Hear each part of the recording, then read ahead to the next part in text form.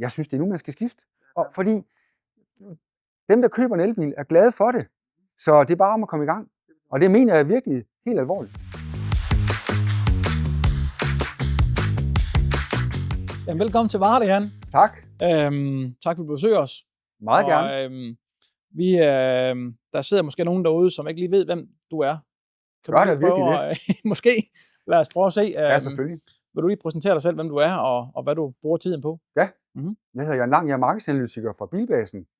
Jeg har faktisk arbejdet med brugte biler i 29 år. Jeg startede ud som brugtbilsjournalist, men har en baggrund i analyse. Så derfor er jeg gået mere og mere over at lave analyser af det her meget foranderlige marked, vi har. Hvor jeg sådan laver ugerapporter til dig og dine kollegaer. Jeg laver rigtig meget PR, fortæller om mulighederne på brugtbilmarkedet, faktisk også lidt på nyvognsmarkedet, i forhold til det at købe bil i Danmark. Og det er noget, som jeg er rigtig glad for. Og det er jo den årsag, at vi bruger rigtig mange penge på at køre bil. Så når vi træffer nogle oplyste valg, så synes jeg, at jeg har et formål med mit arbejde. Og så den sidste ting, det er jo, at vi elsker jo biler i Danmark. Der kører over 2,9 millioner personbiler på vejene. Vi så, da der var corona, og de offentlige transportmidler ikke kørte, jamen så købte man jo en bil. Der kom 200.000 biler mere på vejene. Og så skulle man jo tro, at når de offentlige transportmidler startede igen, at man så ville aflevere den der nøgle, men det gør man ikke. Så når vi endelig har fået en bilnøgle, så beholder man den. Ja, og det man ser også i dag, at folk de får jo næsten 2 biler alle sammen, ikke også? Ja. Altså, man skal være sin vej, og så kræver det 2 biler, ikke også? Ja. Så, men altså, vi har på emner i dag, og det er jo, hvad det aktuelle bilmarked det ser ud, tendenser, og så ikke mindst, hvis vi giver et lille bud på nærmeste fremtid, hvad der kan ske, og hvad der sker.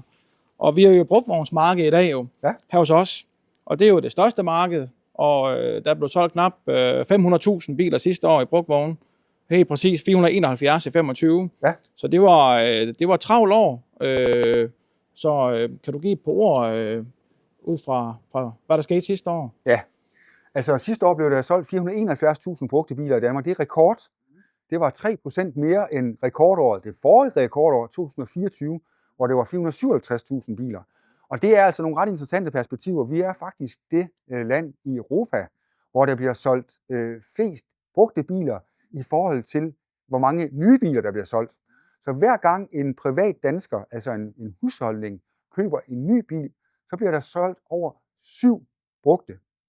Og det er der en årsag til. Det er at simpelthen, at bilerne er billige i Danmark, altså de brugte biler er billige i Danmark. Der er en relativt høj afskrivning. Det vil sige, at man får rigtig meget bil for pengene. Omvendt, så er de også dyre for ny, så vi passer rigtig meget på bilerne. Så når man køber en brugt bil, og det siger jeg ikke bare fordi, at vi er hos en brugtbilforhandler i dag, eller i det hele taget, det er simpelthen af den årsag, at man får meget velholdt bil for pengene, når man køber. Og især når vi taler om den anden tendens i forhold til det, at der bliver solgt mange biler, det er jo elbilerne.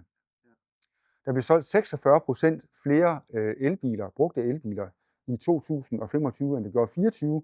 Det steg fra 100.000 til 146.000. Og når vi så lige skal kigge på de helt overordnede tendenser, så er det jo således, at der på nyvognsmarkedet ikke er nogen biler i øjeblikket, der koster under 150.000. Vi ved, at hver tredje dansker har et bilbudget, der går op til 150.000. Så en af årsagerne til, at det går så godt på brugtvognsmarkedet, det er, at jamen, skal man have en bil til under 150.000, så skal man på brugtvognsmarkedet. Så der starter man rigtig godt som brugtvognsforhandler ved at have gode, billige, brugte elbiler. For eksempel, det kan være nogle af dem, som vi kommer til at se i 2026, der koster omkring 100.000 kroner, måske 120.000 kroner. Der kommer vi altså til at se et meget, meget stort salg.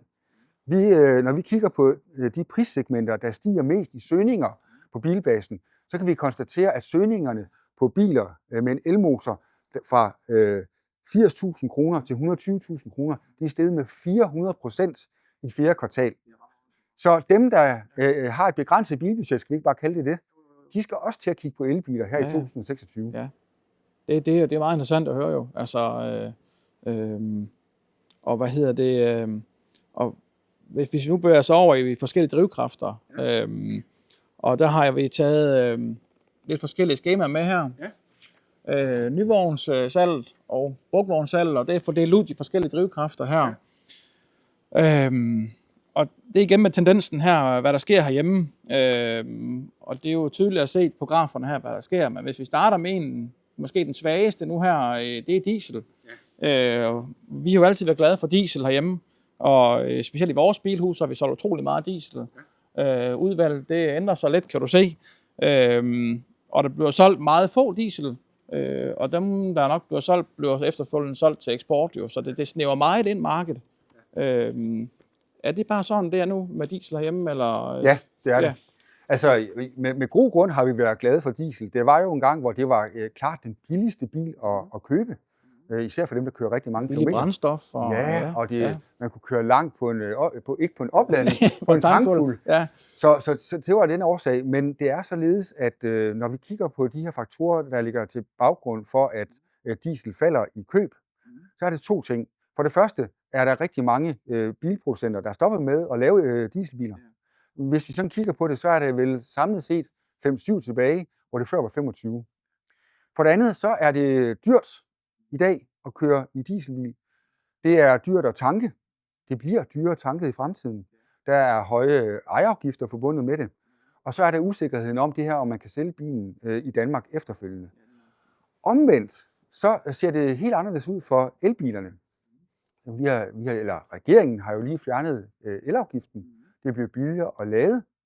Det er generelt billigt med den her intelligente ladeteknologi, hvor man kan lade, når strømmen er billig, måske om natten. Der er også det her med, at elbilerne er meget, meget billige. Vi kommer til at snakke om lidt senere i programmet, om hvor billige de her elbiler ude fra Europa egentlig er, og med baggrund i, hvor billige I kan sælge dem. Så simpelthen, når man kigger på den totaløkonomiske analyse, så kan vi konstatere, at hvis man køber en dieselbil i dag, så koster den cirka 1 krone mere at køre i, end en tilsvarende, altså til samme pris, elbil. Det vil altså sige, at hvis man kører 20.000 km om året, så sparer man 20.000 kroner mindst på at køre i elbilen. Det er meget. Det er det. Det er rigtig meget. Og vi er jo et folk hjemme, der er glade for campingvogne og hestetrailer, og kør selvferie elsker vi også jo. Ja. Altså, har det ikke nogen udfordring med elbilerne, tænker du, eller vil I bare fortsætte med at køre en gammel dieselbil, dem der vil det? Eller skal man bare tilpasse sig, kan man sige nu her? Det er et rigtig godt spørgsmål. Ja. Altså, hvis vi lige tager de der nicher, som har en hestetrailer, en campingvogn osv., så er der stadigvæk nogle udfordringer. Vi skal jo være ærlige. Jamen det er det. Det er sådan, det er. Der er simpelthen nogle udfordringer ved at købe en elbil. Det vil blive forbedret på sigt, men der er ikke det brede udvalg. Så der er min anbefaling simpelthen, at man overvejer måske en plug-in hybrid, eller fortsætter med at køre sin dieselbil indtil det. Men man skal også være klar over, at på et tidspunkt, så bliver det svært at komme af med den der dieselbil. Måske kan den blive eksporteret. Men i hvert fald, så er det ikke helt foldet sig ud for dieselbilernes vedkommende i forhold til det, og skal trække 2500 kilo, eller endda måske endnu mere. Så de kan man sige, dem skal man lige stadigvæk lige have noget til også hjemme, kan man sige. Ikke? Også? Ja. Altså, måske en plug-in hybrid, som du siger, de må gerne trække noget også stadig. Ja, fordi det er jo sådan, at plug-in hybriderne for ny er jo steget voldsomt i pris her for 26, fordi der er nogle anderledes forbrugsnormer. Så derfor ser vi faktisk, at hvis man eksempelvis har en lidt større plug-in hybrid, så er den faktisk god at sælge. Og man kan øvrigt også få en god byttepris på den, hvis man vil skifte den ud.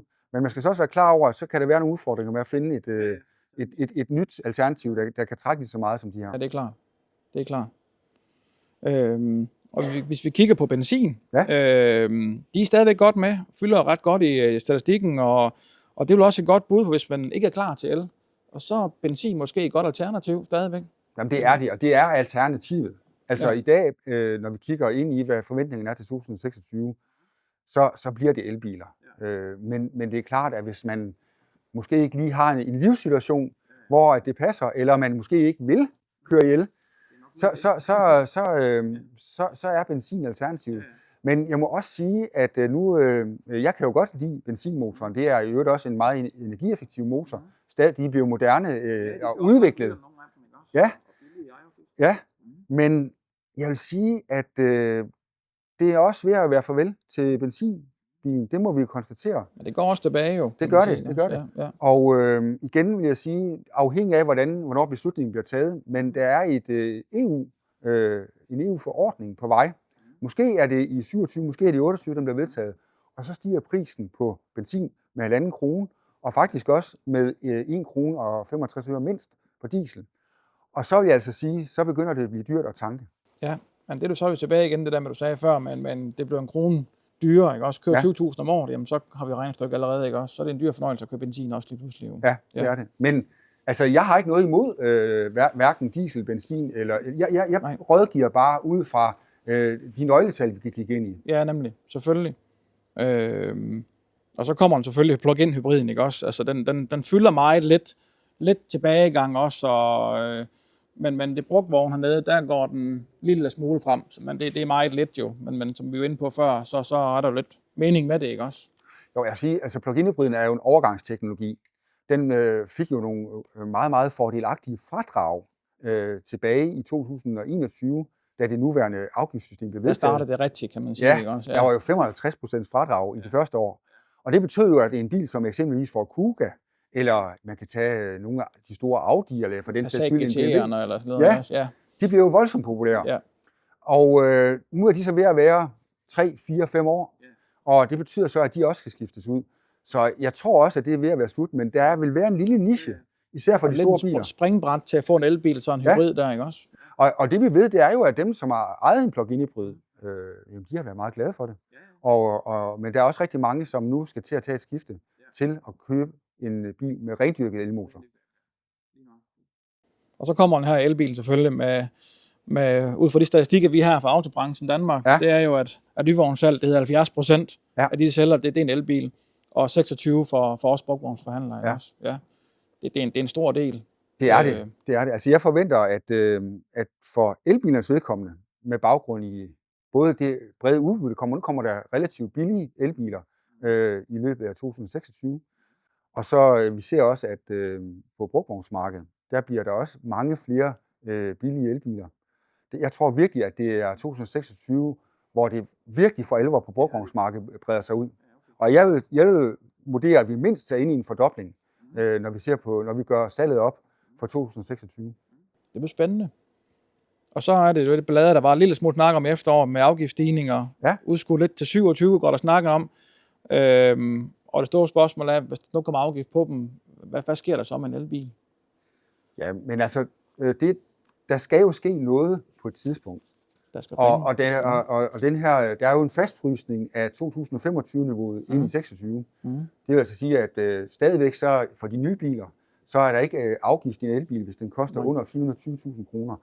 Jeg er ikke sikker på, at det kommer til at blive afgjort i 26, fordi der kommer det her folketingsvalg, og det der er i det, nu bliver det lidt politisk. Jo. Det der er i det, det er jo, at det her med at skifte til elbiler, og den der transition, der har været, har været en kæmpe succes. Absolut. Og politikerne, de vil meget gerne være del af en succes. Så afhængig af, hvordan det kommer til at gå, og hvornår der bliver et folketingsvalg osv., så er jeg meget usikker på, om vi får en afklaring af det i 26. Og så vil det så nok være sådan, at vi fortsætter med det samme afgiftsniveau ind i 2027. Men så tror jeg også, det er ved at være slut. Ja. Så skal der altså findes en løsning. På noget af det, ja. Det skal der. Jamen Jan, for at nå regeringsmål med 1 million biler i 2030, så er der jo massevis af køber derude nu jo, som vi skal have fingrene i. Og de folk, der kommer her, kan man sige, de er meget i tvivl. Altså, de læser meget, de snakker med mange, og så hører de noget tredje, ikke også? Så hvor skal vi hen af? Og derfor har lavet vi sådan muligt, da vi lavede det sidste video, at folk kunne skrive til os med deres spørgsmål anonymt. Bare spørge og fyre løs, hvad de har på hjertet, hvad der holder dem tilbage. Så vi har taget 10 spørgsmål fra seerne af, eller følgerne, som er nogle gode spørgsmål, som vi kan gå ind på her lige. Og den første her, jamen, skal man købe, eller skal man lease? Jeg vil godt lige, inden at jeg svarer på det første spørgsmål, så vil jeg godt sige, at jeg kan godt forstå, at folk er i tvivl. Det er sådan set lige meget, om det er førstegangskøbere, altså nogen, der er unge, skal vi ikke bare kalde dem det, som skal ud og have en bil for første gang, og så skal de overveje det der med AC og D-tilladning. Jeg bor i lejlighed, hvad skal jeg gøre? Og så nogen som os, som har kørt i benzinbiler i 30 år. Så alle er på en eller anden måde i tvivlende på det her med at købe elbiler. Og der er det jo gode jo, der er masser af muligheder for at undersøge det. Det gode er også, at hvis man kommer herud, så kan man jo se alverdens elbiler. Lige herovre er der en ID Buzz med plads til mange mennesker. Så er der nogle sådan mere standard SUV'er her omkring. Jeg har endda set nogle meget mindre biler inde i den anden udstillingshal osv. Så der er et bredt udvalg. Og det vi ved, det er, at danskerne meget gerne vil prøve bilerne. Når vi kigger på, hvor mange antal prøvekørsler der er per solgte elbil, så er det faktisk 4,5. Det er meget. Man skal lige prøve den ene og den anden, måske en Tesla Model Y, eller en Skoda Elroq, eller Enyaq, eller hvad det er, ID4. Ja, så jeg kan godt forstå, at folk er i tvivl, og det er bare om at komme ud og prøve bilerne. Fordi det vi også ved, det er, når vi kigger på den her tilfredshed med at eje en elbil, så er den meget høj. Vi har sådan, at vi har over 800.000 brugerfeedback inde på Bilbasen i sådan en funktion, der hedder tidligere ejere siger. Og du ved jo godt, at folk er hudløst ærlige, når de kan sidde bag computeren og svare. Og gennemsnittet er 4,7 nej, undskyld, jeg vrøvler. Den er 3,7 for alle biler, men den er 4,3 for dem, der har haft en elbil. Så der er en høj tilfredshed, og det er i øvrigt ud af 5. Det vil også sige, at vi oplever også folk, kan man sige, som måske har været tilbageholdende, som faktisk, som jeg skal sige bagefter, jamen, det skal vi gjort noget før. Ja. Fordi det er en god oplevelse at komme over en elbil. Jamen, altså, der er ikke noget gear. Der er ikke noget, man skal ikke sidde og rode med en gearstang. Det er meget det er en moderne bil, og den ser godt ud, og der er masser af fine funktioner. Så der er en høj tilfredshed. Men det der med købe og lease, jeg har jo den der grundlæggende holdning, at man skal vælge det, der passer en bedst. Jeg vil sige, at hvis man sådan er på brugtvognsmarkedet, så synes jeg, at der er ikke så mange gode brugtvognstilbud endnu på leasingområdet. Det kan være, det kommer. Det arbejder der på. Ja, netop. Men det er også sådan, at de brugte elbiler er billige. Så der ved købe får man rigtig, rigtig meget bil for pengene. Men jeg synes, man skal vælge det, som passer en bedst. Om det er leasing af en ny bil, eller hvis der er flere, der begynder at tilbyde leasing af brugte, og undersøge markedet, og så sammen med jer som konsulenter, få regnet tingene igennem. Brug nogle af de her beregnere, som findes forskellige steder, så at man kan få det afgjort. Fordi det er vigtigt, at man træffer et oplyst valg i forhold til det. Men jeg synes egentlig, at jamen, man skal gøre det, der passer bedst. Og jeg fortæller for, at der er så mange forskellige muligheder for at erhverve bil i Danmark som muligt. Det er da også sjovt. Jeg tror måske folk også med gensalg, kan man sige, at folk har været chokket over, hvor meget de er faldet de første 2-3 år. Ja. Hvad hvis vi får købt det nu? Er den så halvdelen værd i morgen, eller et år, eller sådan noget, ikke også? Altså, det er i groft træk. Sådan bliver det ikke længere, heldigvis, men altså, jeg skulle engang rådgive 2 mennesker, som var i en lidt trist situation. De havde købt en Tesla Model Y i november 2022 til 580.000 kroner, og så skulle de skilles. Og det var jo et uheld nok. Da vi så gik ind og regnede på, hvor meget den der bil kostede, som på det tidspunkt, altså de gav jo 580.000 kroner fra den i november 2022, og da vi skulle kigge på det, der var den 240.000 værd. Falder man næsten af stolen, ikke også? Ja, det var en skidt case. Sådan er det ikke længere. Altså, bilerne er blevet billige, og dermed er det grænset for, hvor stort et værditab man kan give ind i. Ja, det er jo dejligt at høre, at det er sat sig markedet. Der kommer et spørgsmål her. Hvis jeg køber en, ja, det er faktisk lidt det samme, kan man sige. Hvis jeg køber en elbil nu, tror du så, at priserne falder i 26, eller vil vi være i bund? Den har vi næsten været inde på. Ja, men de kommer til at falde lidt, men slet ikke, som vi har set. Altså, vi har set nogle massive prisfald. For nogle modeller i nogle år har det været 20-30% på et år. Det kommer vi ikke til at se nu. Folk er bange for. Netop, ja. Og så er der 2 sider af den sag. Jeg mener jo faktisk, at lige nu, der skal man, hvis man er inde i en overvejelse for at købe en elbil, så skal man gøre det. Fordi det er jo simpelthen sådan, at når man køber elbilen og skifter den ud med den benzin- eller dieselbil, man har, så sparer man faktisk øjeblikkeligt 1 krone mindst per kørte kilometer. Så det kan godt være, at man kan vente, men man sparer altså også noget på den daglige drift, og så meget kommer elbilerne heller ikke til at tabe ud i fremtiden. Så jeg anbefaler faktisk, at hvis man er i en af de overvejelser, så skal man handle. Så er det nu. Så er det 26 år. Ja. Hvis vi går videre med spørgsmål 3. Ja. Hvad sker der med afgifter i 27? Blev det dyrere at leje en elbil? Det vurderer jeg, at det ikke gør. Og det er den årsag, at der er jo det der med, at Mette Frederiksen skal udskrive et valg. Og et valg er jo udtryk for, at stort set alt lovarbejde stopper. Først og fremmest op til, men faktisk også efterfølgende, hvor den nye regering lige skal finde ud af, hvad den vil. Og i forhold til, at det senest skal blive i november måned, så, og det, nu vil jeg se, hvor populært hun står på det tidspunkt, men jeg tror ikke på, at der kommer til at ske nogle forandringer, også af den årsag, at politikerne meget gerne vil være en del af succes. Og det kan altså få nogle konsekvenser, hvis de vælger den forkerte metode til at forandre det her. Så jeg tror på, at det vil være det samme prisniveau for elbiler overordnet set i 27, som der har været i år. Så det kan være, det udskyder lidt det hele. Sådan, ja. Også? Ja. Okay, spændende. Spørgsmål 4. Hvor mange kilometer kan man reelt regne med om vinteren, hvis vi kører motorvejen hver dag? Nu har vi lige haft en vinterperiode nu her jo. Ja, det må man sige. Motorvejen er måske også noget af det værste, man kan gøre, når man kører stærk. Den koster lidt. Nå, men altså, når vi kigger, jeg er jo så privilegeret, at jeg tester en rigtig en lang række biler.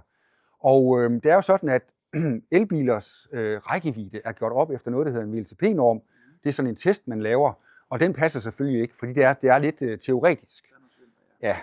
Når så at man kommer ud og kører i virkeligheden, og der bliver koldt, som der har været i Danmark, så er det sådan min erfaring, og jeg kører cirka mellem 45 og 50.000 km om året. Rigtig meget af dem på motorvej. Ja.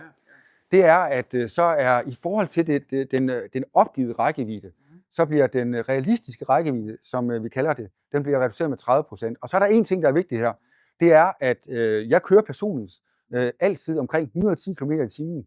Netop for at maksimere rækkevidden. Så sørger jeg også for, at det altid er nok luft i dækkene. Fordi det der med, at når man har en elbil, og så man ikke så meget kommer ind til tanken, som man gjorde dengang, man havde en diesel- og benzinbil, og dermed måske ikke lige får mulighed for lige at tjekke, hvor meget luft der er i dækkene. Og jo mindre luft der er i dækkene, jo større rullemodstand er. Så derfor har jeg gjort mig til en vane, at jeg faktisk efterfylder luft i min elbil på samme måde, som jeg gjorde i gamle dage. Og det betyder altså, at så bliver rullemodstanden mindre, og dermed bliver rækkevidden længere. Så det var bare et lille forbrugertip. Ja, lad os tage det med. Og det sparer også noget på dækslidet også jo. Ja, ja, det gør det. Korrekt dæktryk jo selvfølgelig. Ja. Så, og sikkerheden ikke mindst. Også det er ikke at glemme. Spørgsmål 5. Varmepumpe. Ja. Er det dumt at købe en bil uden varmepumpe, eller det er mest nice to have? Altså varmepumpe er jo sådan en teknologi, som hvis man sådan i sådan helt overordnet set teoretisk betragtning hjælper med at lade hurtigere op, sådan helt overordnet. Men det er også noget, som jeg mener var en teknologi, som var meget relevant, dengang der var mindre batterier. Når vi går ind og kigger på nogle af de modeller, der holder her, der har 77 kWh batteri og 85 osv., så mener jeg ikke, at varmepumpen er så relevant. Og der er også nogle undersøgelser, der viser, at effekten af den ikke er så stor. Men hvis man køber en bil med et lille batteri, så kan man måske overveje det, fordi så skal man måske lade mere. Men jeg mener ikke, at varmepumpen nødvendigvis er et must-have, som det var i gamle dage. Nej, og det en af jeres kollegaer, Morten Bæk, har også lavet en artikel om varmepumpen har ingen effekt, skriver han i overskriften, ikke også? Hvor 2 MG'er kører en tur. Ja. Det er meget lige sådan, ikke også? Der var ikke nogen forskel. Og Morten er meget, meget teknisk dygtig. Okay, og han har testet det faktisk ikke kun i et tilfælde, men også i flere tilfælde. Og det kan vi også se nogle gange, når vi har vores COC-papir, som er papirerne, der følger med bilen, kan man sige, når vi får den. Og der er ikke så stor forskel lige på papiret i hvert fald ikke, kan man sige. Altså, det er så igen de store batterier, ikke også? Så varmepumpen er noget fra 2018, 2019 og 2020. Ja. Det er det ikke længere. Nej. Så fik vi lige det på plads. Spørgsmål 6. Hvad skal man kigge på efter på batteriet, når det er brugt? Og kan man stole på batteritilstanden? Men der tager man sådan en SEH-test, ikke også? Som viser, hvor meget procent der er tilbage. Men kan man stole på det? Og det er et rigtig, rigtig godt spørgsmål. Det har vist sig helt overordnet set, det er, at der har været meget sådan, myter omkring batteriets holdbarhed. Men Nissan, Tesla, Volkswagen og Renault, hvis vi tager Tesla, Renault og Nissan, de lancerede jo faktisk allerede i 2012 en række elmodeller. Og Volkswagen har rigtig mange biler ude at køre. Det er Danmarks mest solgte biler, de har. De har faktisk vist sig, at batterierne holder langt bedre end forventet. Og jeg har ikke oplevet, at man ikke kan stole på batteritesten. Og jeg synes også, at det, der er mit indtryk, det er, at selv når man køber en 2, 3 eller 4 år gammel elbil, også som har kørt nogle kilometer, at så er der faktisk stadigvæk faktisk rigtig, rigtig meget tilbage i batteriet. Og hvad er det? Jamen det er over 95%. Det er jo super godt. Ja. Så man skal ikke bange for at tage en, der er over på banen? Nej, det absolut ikke. Og man kan faktisk roligt stole på de tests. Super. Spørgsmål 7. Ja. Hvis jeg bor i en lejlighed og ikke kan lade hjemme, giver elbil så mening for mig? Jamen, jeg bor i en lejlighed, og jeg har en elbil. Og det var faktisk, jeg har skiftet til elbil i 2025. Jeg bor inde i Aarhus. Og grunden til, at jeg gjorde det før, det var faktisk lademulighederne. Men det, man kan konstatere i dag, det er, at for mig, som er sådan typisk, i hvert fald i en storby som Aarhus, der ligger der over 40 offentlige ladepunkter inden for 300 meter. Så er du godt dækket ind, jo. Ja, så er jeg godt dækket ind. Så kan jeg køre over og lade der. Man må maksimalt holde gratis i 3 timer og lade der. Jeg kan også lade ude på min arbejdsplads.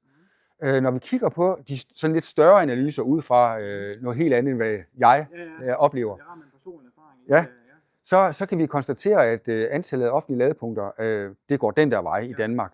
Og jeg kan ikke se, der kan selvfølgelig være nogle helt særlige omstændigheder, men jeg kan ikke se, at det skal hindre nogen i at købe en elbil, hvis de bor i lejlighed længere. Det er ingen undskyldning længere at sige, Nej. at ladepunkter, der er ikke nok af. Nej. Og blandt andet det her med for eksempel nogle af de almindelige boligbyggerier, der ser vi også, at der kommer rigtig, rigtig mange ladeløsninger til dem nu. Så der er gode muligheder for at få bilen ladet op, selvom man bor det en eller anden tredje sted, kan man sige, ikke også? Ja, super. Nu kommer den der, som nok er den mest diskuteret på Facebook og de andre medier, importbiler. Ja. Er det noget, vi skal være bange for? Og igen, vi kigger rundt her, kan man sige, det er jo det brugvognshandlerne, de sælger mest af. Det er jo det der, vi får vores biler fra, det er jo udlandet, kan man sige jo. Ja. Og skal vi være bange for det? Nej, men så, jeg vil godt lige uddybe det svar her. Fordi en af årsagerne til, at I kan tage de her biler hjem til meget attraktive priser, det er jo, at der er en meget lav parathed til at eje elbiler ude i Europa. Samtidig så bliver bilproducenterne bedt om af EU at lave rigtig mange elbiler, sådan at de faktisk kan få eller opnå deres emissionsgrænser. Det vil altså sige, at der i Frankrig og Italien og Tyskland, også i Spanien, bliver produceret rigtig mange elbiler, men de bliver ikke solgt der. De bliver så eksporteret til Danmark. I tager dem hjem. Og det er jo, når vi kigger rundt, det er jo nærmest nye biler. Jeg oplever faktisk ikke, at der er nogle problemer med importbilerne. Altså slet ikke. Det er jo de samme biler, som bliver solgt for nye i Danmark. Der er ikke forskel på en ID4, som er solgt i Hamburg, og en ID4, som I sælger. Så jeg kan ikke se, at der er nogen problemer overhovedet. Jeg ved jo også, at altså, det man skal huske, det er jo, at man som bilkøber i Danmark har Europas bedste tryghed. I leverer garanti, I leverer reklamationsret. Og hvis der er nogle problemer med den her garanti, så er det faktisk altid sådan, at vi anbefaler, at man køber en tillægsgaranti. Og det gør man af den årsag, at selvfølgelig i de få tilfælde, hvor der er nogle problemer med elbilerne, og det er der i nogle tilfælde,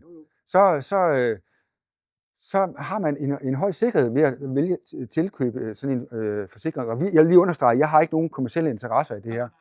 Og så vil jeg også sige med hensyn til det. Det giver tryghed. Ja, det er jo sådan, at elbilerne er billige. Vi har faktisk Europas billigste elbiler, når vi kigger på vores prisindekser.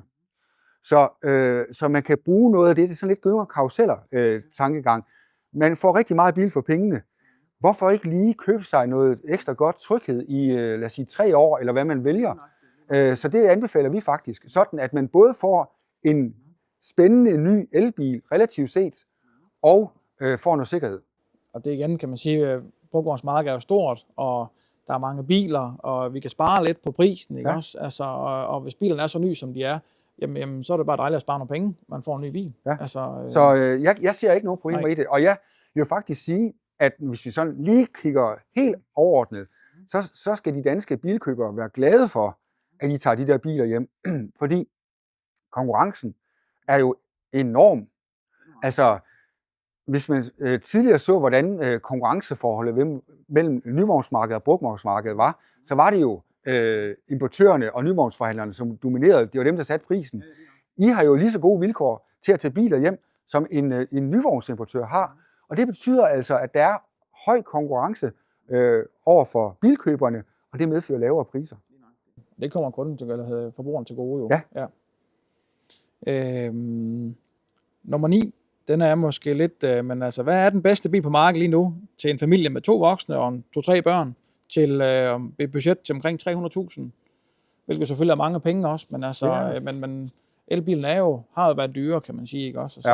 Så sidder nok nogen derude, som har vi råd til en elbil, ikke også? Så hvis vi sætter en grænse til omkring 300.000. Ja, altså jeg vil sige, det er et spørgsmål, som jeg får 5-6 gange om ugen. Ja. Så jeg har øvet mig på det. Ja, det er godt. Altså, hvis du går ind og kigger på, hvor meget bil man får for pengene for en Volkswagen ID4, det er helt vildt. Jeg vil godt lige komme med et lille eksempel, og så skal jeg nok komme tilbage til det overordnede svar bagefter. Jeg rådgav en familiefar, faktisk også, som skulle bruge plads til 4 mennesker i bilen, som havde haft en Kia Ceed fra 2017. Den har han været glad for, det kan jeg godt forstå. Det var en stationcar. Det var jo efterhånden, og det var i 2025, en 7-8 år gammel bil. Og det var fint nok. Så skulle han så købe en ID4 på min anbefaling. Det gjorde han.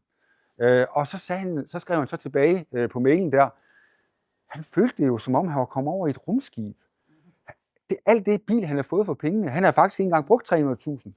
Han har virkelig fået det, han oplevede som en helt ny bil, en helt ny teknologi, og alle var glade, og han har sparet jo også noget på det der bilhold. Når jeg anbefaler en ID4, så er det ud fra, at man får virkelig, virkelig meget bil for pengene, og det er sådan set lige meget, om det er 250.000 eller 300.000. Det gode er jo også, at den er jo ikke alene. Det er for mig at sige det bedste køb. Men man kan bare tage søstermodellen. Der er mange solgt af dem, kan man sige. Ja. Du kan tage en Skoda Enyaq. Den har været årets brugtbil. Den er fremragende. Men der er mange gode valg. Man kan også måske overveje en Hyundai Ioniq 5. Det er en lidt anderledes bil. Der er i hvert fald, der er, hvad skal vi sige, 10, 12, 15 gode bud på familiebiler. Ja, og det er godt. Men hvis jeg vælge én bil, og den bil, jeg mest har anbefalet i 2025, så er det Volkswagen ID4. Ja. Hvad synes du? For Volkswagen, det kender man jo også. Ja. Jamen altså, vi er jo altid glade for de tyske mærker her i huset, ikke også? Og vi kan jo se, Enyaq'en, det er nok den, der er topseller her hos os. Det er også en god bil. Det Skoda-logo eller Ry, de har haft, det er ligesom, det er væk, kan man sige. Folk, de får meget for pengene, de får, altså, det er en god bil. Det er også masser af plads. Ja, lige nøjagtigt. I det 4'erne også, ikke at glemme, altså den har vi også holdt mange af. Ja. Og igen meget for pengene. Der er nogle gange lidt billigere end Enyaq'en, Jeg synes, at når man kigger på Enyaq'en, bare sådan en lille detalje, så har den lidt større bagagerum end i ID4'erne. Ja, lige nok det. Jeg har personligt Enyaq derhjemme, og hundebur, unger og det hele med, ikke også? Altså, det er den fremragende. Ja. Det sidste spørgsmål, der kommer her. En 4-5 år gammel elbil med ekstra udstyr, eller en 1-2 år gammel elbil med mere garanti. Hvad skal man vælge? Ej, det er altså også et godt spørgsmål. Den 4-5 år gamle er jo billig, men jeg vil altid vælge så ny en elbil som muligt. Og kommer man ud der, hvor der ikke er garanti på bilen længere, så vil jeg vælge den der tilkøbsgaranti, som man kan. Men jeg vil altid vælge så ny en bil som muligt, faktisk. Fordi teknologien forbedrer sig. Det kan også være, at man kommer ind i at købe en 4-5 år gammel bil, der måske er første generation, hvor vi ved jo, at bilfabrikkerne bliver bedre og bedre til at producere deres biler igennem modellens levetid. Så jeg vil altid vælge så ny en bil som muligt. Også i forhold til, hvis man for eksempel har en bil, som har kørt få kilometer, som er 3 år gammel, mod en bil, som er 2 år gammel, der har kørt lidt flere kilometer, så vil jeg altid vælge den overgang. Ja, det vil jeg. Okay. Hvorfor er det overgangen? Altså, gør det bedre? Er det batteriet, eller teknologien, eller opdatering? Eller? Det er faktisk opdateringer og teknologi. De bliver bedre. Man siger sådan helt generelt, at i løbet af en bils tid med opdateringer, og nogle gange også lidt facelift, men det er selvfølgelig især det tekniske facelift, vi fokuserer på her, så bliver de sådan en 7-8% bedre per år. Okay. Men altså, i det hele taget, så vil jeg jo sige, man skal gå ind og kigge på, hvordan det passer. Altså, for mig er det sådan set lige meget, om bilen er 2 eller 3 år, eller sådan, altså de der 2 år spænd imellem. Spørgeren til, om det er en 1 eller 2 år gammel, eller en 4 eller 5 år gammel, og der vil jeg altid vælge den nyest mulige. Det vil jeg. Hvad kan man sige? Der er også et budget, der skal overholdes mange gange, kan man sige, ikke også? Og så hvis den koster 50-100.000 mere den nye, så går ikke noget for galt i at købe den anden. Nej, det er en rigtig god pointe. Ja. Altså, hvis man kigger på 2 tilsvarende modeller, så er det klart, at den gamle model er billig. Og der må jeg jo så sige, at jeg synes sådan helt generelt, vi har set, at elbilerne faktisk har været skruet godt sammen. Der har været nogen, der har haft nogle udfordringer. Men helt overordnet set, så virker de fornuftigt. Det er jo nyt for os alle, kan man sige, at vores værksteder rundt omkring i landet også skal også skoles til det her nu, ikke? I stedet for at skifte tændrør og så videre, ikke også? Altså, vi oplever i hvert fald, altså folk de er positive over det også, og dem vi sælger flest af, kan man sige, det er nok nogle, det er igen brugte biler, 3-4 år gamle biler, de har tabt meget værdi, du får meget bil for pengene, ikke også? Det er en god pointe. Og kan man finde nogen med lav kilometer på stadigvæk, ikke også? Så er det også godt. Ja, altså, enig. Så afslutningsvis, Jan, hvis vi skal spå om fremtiden, det er svært. Men hvad tror vi, hvad forventer man, der sker på bilmarkedet? Og igen, skal man afvente, eller skal man slå til nu? Hvad tænker du? Ja, det er jo en yderst relevant refleksion. Og det er det jo af den årsag, at tingene udvikler sig. Men jeg synes egentlig, når man i forhold til eksempelvis at skifte en elbil, eller det som rigtig mange tænker på, så synes jeg, at man skal gøre det nu. På brugtvognsmarkedet, der har man meget, meget billige biler. Man får rigtig meget bil for pengene. Man får en økonomisk gevinst øjeblikkeligt, når man skifter fra en benzin- eller dieselbil til en elbil. Og der er et bredt udvalg.